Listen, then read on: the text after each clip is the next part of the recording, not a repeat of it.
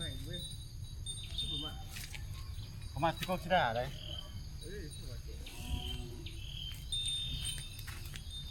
นี่เป็นวิธีชีวิตแบบบ้านๆนี่เนาะเขตนอกเขตบ้านนอกเขาคือตื่นมาเลยก็หาลามงัวลามขวดเนาะวันนี้ก็สีลามงัวสีลายงัวออกไปสวนคือบรรยากาศครึมๆเนาะคือฝนสิตกแล้วก็สีลายงัวออกไปสวนกำลังสาย2 คนเนาะคนน้องสายออกไปก่อนหอนคนใด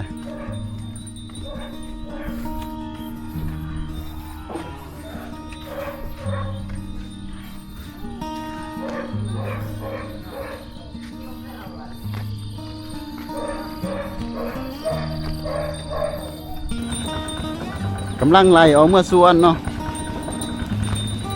น้องสายเพิ่นเดี๋ยวพูนน้องสายเพิ่นกระจูงโตเป็นจ่าฟูงเนาะก็คือแม่ใหญ่นี่ก็คือกิจกรรมส่วนหนึ่งเนาะเวลาที่เฮากลับมาอยู่บ้านเขตบ้านนอกเฮาใส่ชีวิตแบบธรรมดาเนาะทุกคนเนาะใส่ชีวิตแบบพอเพียงตอนนี้งัวก็กำลังขยายเนาะกำลังได้6 โต 7 โตแต่ว่าบ่ทันลายเนาะหาก็มาเลี้ยงปี 1 2 ปีนี่แหละฮะขอฝากน้ำอีลิ้นฮะอันเดียวขอฝากน้ำมันอันเดียวมีแต่ตัวซื้อของเจ้าตัวซื้อของเจ้าซื้อเจ๊หันขอฝากน้ำอีลิ้นมันหายกันหรือเปล่าลองทำมันสิทุกของบ่ต้องหายน้ำแล้วหายน้ำบ่เคยแล้วแหละจะทำได้เบิ่งขอฝากน้ำมันแหละโอ้ยโปรโมทห่าน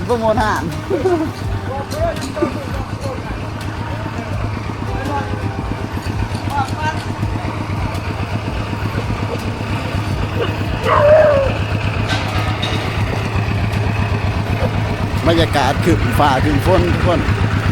คือฝนสิตกนี่แหละว่าสิออกไปสีดหญ้าก็ยังบ่ทันได้สีดเนาะยานฝนตกก็เลยว่าบ่ได้ไปมื้อนี้ก็เลยส่วนน้องชายไล่งัวออกมาสวนเพื่อว่าสิไปลามอยู่สวนให้มันกินหญ้าอยู่สวนเนาะหญ้ากำลังป่งเขียวงามอยู่บรรยากาศบ้านนอกเฮามันก็บ่ได้มีสังสวยงามปานใดดอกเนาะทุกคนเนาะมีแต่ธรรมชาติเนาะก็คือความเจริญก็เข้าถึงบ่ทันหลายปานใดแต่ก็เฮาเคยอยู่แล้วมันก็ปกติอยู่เนาะก็บ่ถึงขั้นว่าห่างไกล2 หลีแฮงเนาะก็มีครบสุดทุกอย่างมีสัญญาณอินเทอร์เน็ตแล้วก็มีร้านค้าหลายอย่างเนาะแต่ว่ามันก็บ่คือในเมืองเนาะส่วนหลายมันก็จะเป็นธรรมชาติซะส่วนใหญ่งัวจะมีจักโต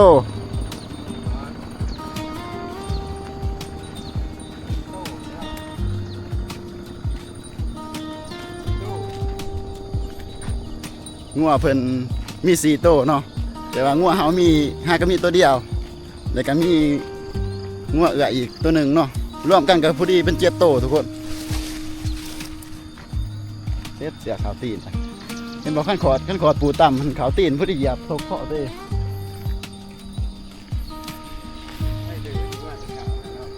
หัวเนาะเอาเครื่องไหวแต่ว่านี่ถูกจะแล้ว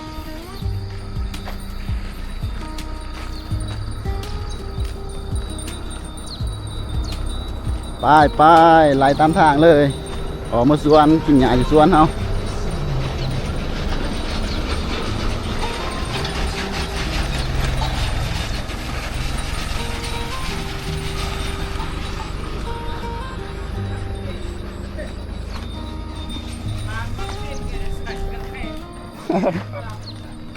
เฮ็ดแบบฝรั่งเฮ็ด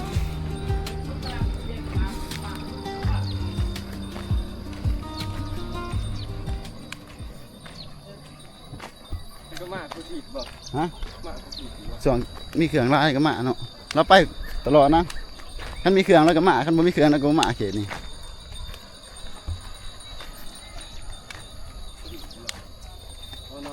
ฝนตกแห้งแล้วก็บ่มาเลย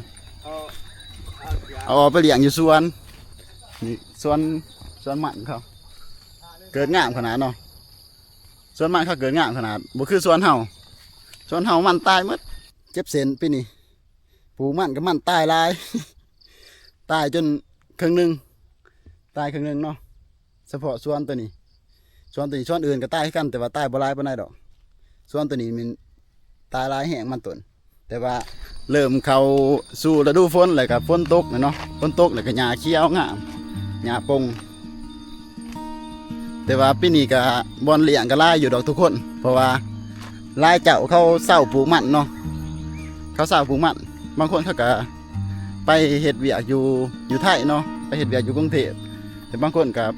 ยังเฮ็ดสวนต่อเนาะก็คือเฮาก็ยังเฮ็ดต่อแต่ว่าหลายคนก็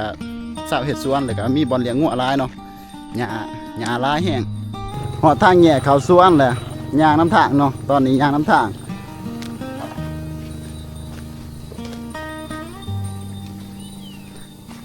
เด้อตอ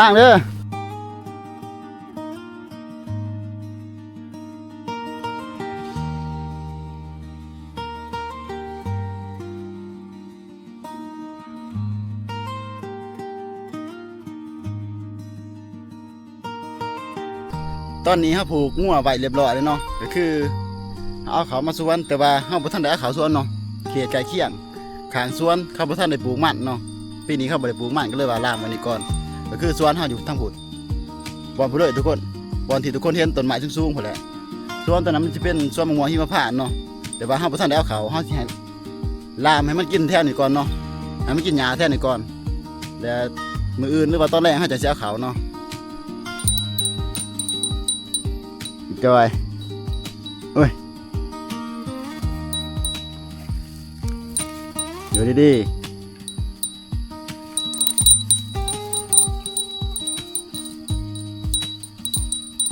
งัวหน่อยเป็นบ่พี่ปานใดเพราะว่าตอนเกิดมาแม่เพิ่นบ่มีเนาะแม่เพิ่นบ่ยังก็เลยว่าเฮ็ดให้เพิ่นบ่พี่ปานใดแทนที่หันเพิ่นหันใหญ่ที่ซ้ำตัวพุ่นแล้วเนาะที่สำคัญกับทุกคนแหละแต่ว่าเป็นบ่อแข็งแห้งเอามาดูแลเอาเนาะตัวนี้บ่แม่นแม่เพิ่นเนาะตัวนี้บ่แม่นแม่เพิ่นแต่ว่ามันอยู่นำกันเนาะมันหักกันอยู่งัวเฮาแต่ละโตนี่มีชื่อหมดเลยเนาะทุกคนเนาะก็คือ7โตก็มี7ชื่อแต่ก็บ่ฮู้ว่าแต่ละคนก็ตั้งชื่อให้มันคือกันบ่เนาะแต่ว่าสำหรับเพื่อนเฮาแหละตั้งชื่อให้หมดทุกโตเลยก็คืองัวตัวนี้ชื่อโกโก้ทุกคนชื่อโกโก้แต่ว่ายังบ่ทันจื่อชื่อตัวเองบ่ได้เนาะบางโตก็จื่อชื่อเนาะแต่ว่าบางโตที่ว่าเฮาบ่ทันคุ้นเคยหรือว่ามันบ่ทันลึกเฮาหรือว่ามันบ่ทันเสื่องเนาะมันก็สิดื้อแน่มีตัวดื้อตัวบ่ตัวนี้ชื่อดองเนาะทุกคนเนาะชื่อดองส่วนว่าลูกมันหันตัวนั้นเนาะลูกของตัวนี้ชื่อว่าเคมเบะชื่อไฮโซได้ทุกคนชื่อไฮโซได้เคมเบะพุ่นตัวเทิกเนาะเป็นบักเคมเบะบ่ท่านขุนปานใดเนาะงัวน้อยส่วนตัวสีแดงนี่ซื้อเมาเนาะแม่มันนี่ซื้อมุ้มอีมุ้มก็สิมันก็สิขุนอยู่เอาเขาไก่มันได้เนาะแต่ละโตก็สิมีซื้อเป็นของตัวเองหมดเนาะทุกคนเนาะก็คือเวลาเฮาเอิ้นมันก็สิเข้าใจอยู่บางโตก็เข้าใจบางโตก็บ่เข้าใจคือกันเนาะแต่ว่าเฮาตั้งชื่อให้มันจะเอิ้นง่ายสิพาทุกคนมาเบิ่งตัวนี้จ่าฟูงเนาะน้ำหนาแต่ว่าเพิ่นอายุหลายเนี่ยเพิ่นก็สิสาแน่ตัวนี้ซื้อจะได้ตัวนี้ซื้อด่างเนาะซื้อตามโตเลยเนาะตามลายในโตเลยซื้อด่างนี่เจ้าของเพิ่นเจ้าของงัวเพิ่นเนาะมาด่างตัวนี้เป็นยังก็ต่างซื้อด่างตัวมันด่างตัวมันด่างก็เลยต่างซื้อด่างมันก็ขุนดีเนาะเสียงดีมาตุ้มพุ่นเด้ซื้อหินตัวน่ะซื้อหินตัวมันคือขี้หินฮะอะไรซื้อหินไปเกลือไก่อีกมัดแหละเลยตัวอีจอยก็คือหันแหละทุกคนเนาะงัวแต่ละโตหรือว่าสัตว์เลี้ยงแต่ละโตก็สิมีชื่อเป็นของตัวเองเนาะชื่อก็เฮาเป็นคนต่างหายนี่แหละเนาะคืองัวคืออันนี้แต่ว่าไก่นี่บ่มีชื่อเนาะทุกคนเนาะมันหลายต่างพิเศษแต่สำหรับ งัวเนาะคือบางเจ้าเขาเลี้ยงงัวกับบางคนเขาก็สิตั้งชื่อเนาะแต่บางคนเขาก็สิบ่ตั้งชื่อดอกแต่ว่าสำหรับเฮาเลี้ยงเลยเฮาตั้งเพื่อว่าเอิ้นง่ายเนาะเวลาเฮาไปเลี้ยงงัวหรือว่าไปล้างงัวเฮาพอได้เอิ้นชื่อว่าตัวนั้นชื่อนั้นสีนี้มันก็สบายเฮาเนาะเป็นการจื้อนี่คือสวนทางในสวนเฮาเนาะเป็นสวนมะม่วงหิมพานต์เนาะหญ้าก็เขียวแห้งแต่ว่าบ่ทันได้เอางัวเข้ามาเนาะล้างมันไว้อยู่เนาะก่อนถ้ามันกินอยู่เนาะเดี๋ยวจังสิเอาเข้ามาเนาะเข้ามาด้านในก็ห่มแต่ก็สิมืดๆแน่จังน้อยเนาะเพราะว่ามื้อนี้บ่มีแสงแดดฝนสิตกแหละครึมๆเป็นครึมๆคือฝนสิตกตัวนี้เป็นสวนมะม่วงหิมพานต์ที่ว่าใหญ่แล้วก็เก็บผลผลิตได้เนาะส่วนทางนี้นี่แม่นต้นที่ว่าหากปลูกใหม่เนาะหาก็ได้4 ปีแต่ว่ามันบ่ทันจูกันเฮาเลยปลูกมันต้นใส่เนาะปลูกมันต้นใส่เพื่อว่าหารายได้เสริม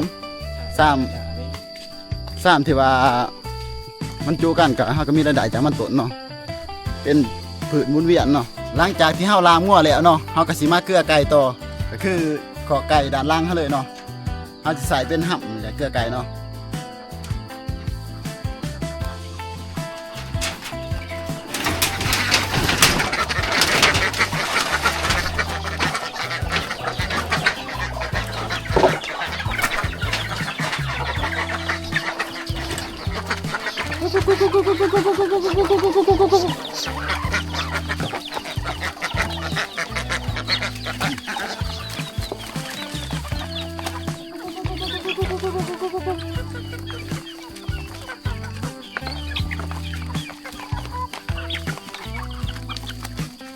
มีไก่แล้วก็มีเป็ดน้ำเนาะทุกคนปนกันกับบ่หลายปานใดเนาะเพราะว่าเฮาเอาออกได้หมดนึง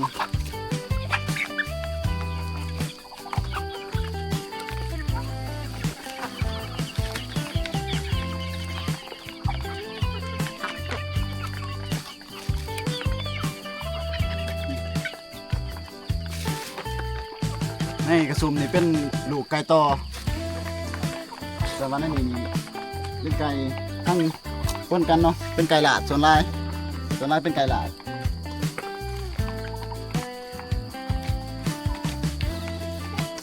ตัวในซุมนี่เขาข้างแยกไว้เพราะว่ามันเฮได้เนาะข้างมาไว้ให้มันขุ่นกับข้นแบบเวลาเขาเอิญมาเกลือมันจังหมาเนาะตัวนี้เป็นไก่น้อยที่ว่าเขาเอามาแต่บ้านเนาะเอามาแต่บ้านแต่ว่าเขาบ่ทันปล่อยใส่หมูมันเขาก็มาขัดแยกไว้ก่อนเพราะว่าถ้าว่ามันติดเสือหรือว่าติดยังหันมันก็สิบ่ได้ไปแพร่ให้หมูมันเนาะก็คือเฮาเกลือไก่ร่วมแล้วเฮาจะสิมาเกลือตัวนี้เนาะเพราะว่าถ้าว่าเฮาเกลือตัวนี้ก่อนแล้วเฮาไปเกลือตัวนั้นยันมันแพร่เสือเนาะทุกคนเนาะกักบริเวณไว้ก่อนถ้าว่ามันบ่ตายเนาะภายใน 3-4 มื้อเฮาก็จะสิปล่อยร่วมใส่กันเนาะขี้ดื้อ เพราะมันขี้ดื้อบางทีเปื่อนเมื่อตัวน้อยๆเนาะ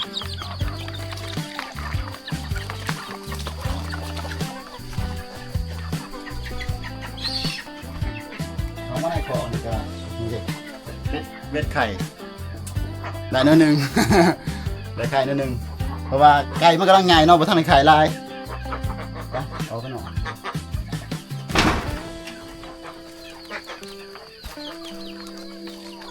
ไก่นิดนึงเนาะเขาเก็บไข่มือละหน่วย2 หน่วยเนาะยิงตามเป็ดเป็นไข่ถามมันไข่2 หน่วยก็เก็บ2 หน่วยแต่ว่ามันก็บ่หลายดอกเนาะไม่อย่างกับมือละหน่วย2 หน่วยแต่ว่าไก่มันมีห้างหนึ่งที่ว่ามันฝากเนาะแต่ว่ามันบ่ลายเพราะว่าถ้าปล่อยออกงวดบางแหล่นี่ก็ลายเติบอยู่เนาะแต่ว่าไก่มันกำลังไข่ไก่กำลังมันไข่กำลังมันขึ้นเนาะกำลัง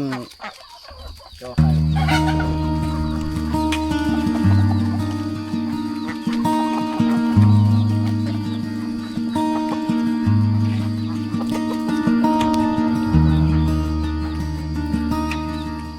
วิธีชีวิตแบบบ้านนอกก็สิประมาณนี้เนาะทุกคนเนาะใส่ชีวิตแบบ